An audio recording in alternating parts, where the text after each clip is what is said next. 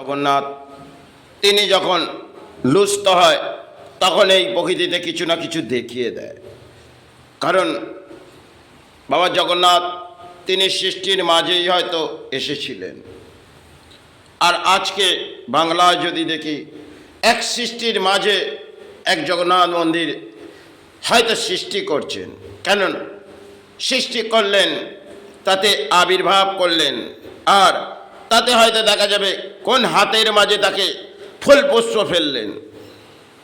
কারণ করোনা কাল দেখবেন একটি ধ্বজা পড়ে যাচ্ছে আর একটি ধ্বজা পড়ে যাচ্ছে। এর বহু ইতিহাস হয়তো ভগবান জগন্নাথের তার সাহারা মাংলে নিশ্চয়ই কিছু এ জীবনে পাওয়া যাবে। কিন্তু আমি স্থানে প্রবেশ করব, আর স্থানের নিয়ম যেটা রীতি হয়ে আসছে তার ইতিহাস আমি ভেঙে দেব। তখন ইতিহাস যদি ভাঙতে যান, হয়তো আপনি সরকার হয়ে ইতিহাস ভাঙলেন, কিন্তু পরিণাম হয়তো এক স্থান গড়লেন, কিন্তু ভগবান জগন্নাথ সেখানে প্রবেশ করলেন না।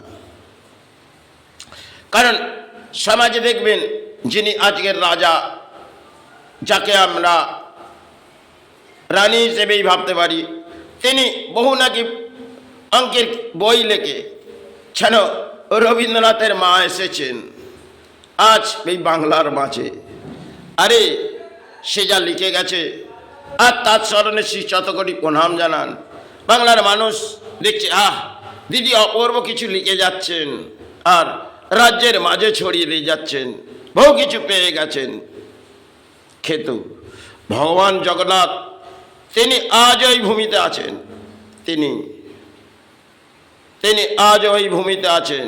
তিনি নিশ্চয়ই কিছু তার ফলাফল তাকে দেখাবে, কারণ তিনি ভগবান জগন্নাথ। দেখুন, যখন জগন্নাথ মন্দির তিনি গড়ে দিলেন, তারপরে এক একটি সৃষ্টি যেন কিভাবে আবির্ভাব ফুটে আসছে এই সমাজে। দেখতে থাকুন, বাংলায় এক একটি স্থান তিনি যেভাবে ফুল ফেলছেন, তাও কিন্তু একটি বাঁয়ে হাতের মাঝে সে স্থানের চন্দ্রমিত্র, যেটাকে আমরা চন্দ্রমিত্রই বলি, সেটাকে নিজে গ্রহণ করছে, আবার মায়ের গায়ে ছুড়ে দিচ্ছে। বাহ, অপূর্ব যেন খেল।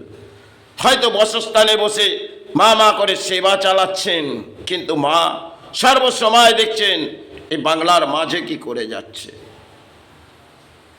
কারণ এই বাংলা যদি এইভাবে ভেঙে পড়ে, তাহলে জানবেন পরম দুর্ভাগ্য এই সমাজের মানুষের। আর ভগবান জগন্নাথ নিশ্চয়ই কিছু সাহারা দেখাবে, কারণ তিনি ভগবান জগন্নাথ, তিনি এই ভূমির মাঝে আজও আছেন আর থাকবেন। যতক্ষণ এই ভূমি থাকবে তিনি হয়তো তত সময় থাকুক, এটাই কামনা করি। কিন্তু বাবা জগন্নাথ তিনি এই ভারতবর্ষের মাটিতে আর বিশ্ব ব্রহ্মাণ্ডের তার সেবা চলে।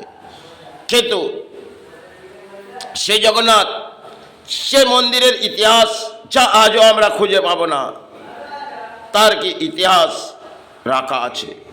তা হয়তো জগন্নাথ ভগবত রাজার কাছে কিছু ছিল, আজ যে আমাদের রানী এসেছে পশ্চিমবাংলায়, তার কাছে যেন বহু কিছু এসে গেছে, তার নিয়ম স্মৃতি সমস্ত কিছু যেন এনার কাছে এসে গেছে।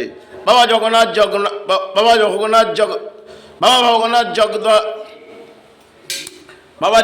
ভগবত তিনি যেন ওনার কাছে যেন রাজাই সঁপে দিয়েছে, এটাই হয়তো। কিন্তু বাস্তব দেখুন, যখন জগন্নাথ মন্দির তিনি গড়লেন, তারপরে দেখবেন একের পর এক অঙ্কের ফুল ফুটে আসছে। এটা জানবেন বাংলায় পরিস্থিতি কিন্তু খারাপই আসবে, জানি না কি ঘটবে। কারণ এই ধর্মের জায়গাকে যদি নষ্ট করে দেয়, আর যে ব্যাখ্যা উনি বাংলার মাঝে করে যাচ্ছেন, তা হয়তো সমাজ মেনে নিচ্ছে, কিন্তু ধর্মীয় মানুষ কখনোই এটা গ্রহণ করবেন না। কারণ ধর্মকে তলানিতে ফাটাইয়া যাচ্ছে, আর সনাতন ধর্ম সেটা সৃষ্টির মাঝে সর্বশুরু একটা সৃষ্টির মাঝেই ধর্ম। আজ যে বাংলার মাঝে এসেছে, তিনি এক এক করে যেন এগিয়ে আসছে ধ্বংসের পথ। সনাতন ধর্মের আমি করব, এটাই। তাই বাবা জগন্নাথ ভগবত তাকে রাজাই পেয়েছিলেন, আজ মনে হয় তার ইতিহাস কেউ খুঁজে পাবে না।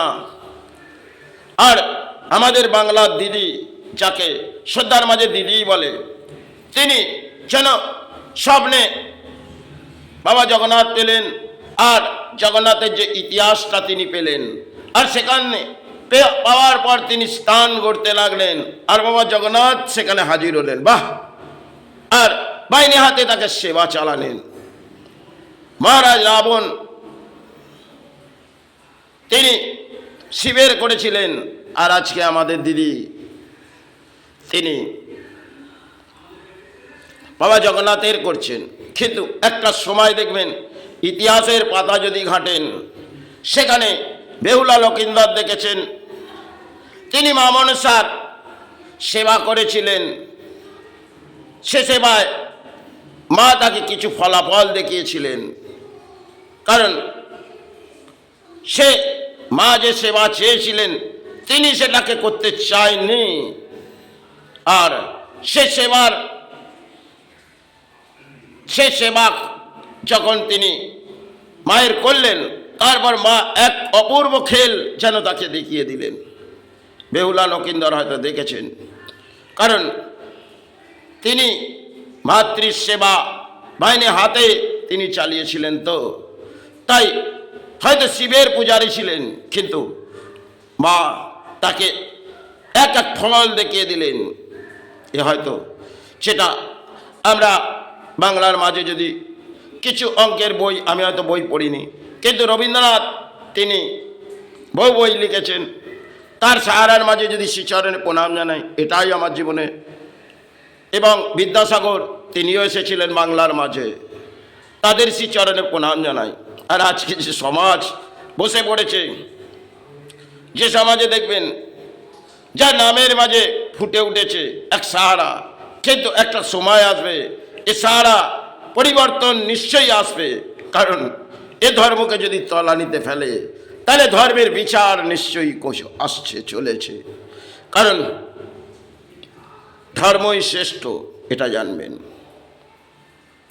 তাই ভগবান তিনি যদি যিনি লুস্থ হবে তিনি তাকে দেখাবেন। জগন্নাথ ভগবত তিনি, তার চিন্তা যদি মাথায় আসি ছাড়ব এই ভূমিতে, সে আজও কোথায় আছে আমরা কিছুই জানি না। সে সময় রাজা সেই জগন্নাথ ভগবতের কি ইতিহাস দিয়ে গেল তাও জানি না। জগন্নাথ ভগবতের মধ্যে কি ইতিহাস পুরনো রাখা আছে।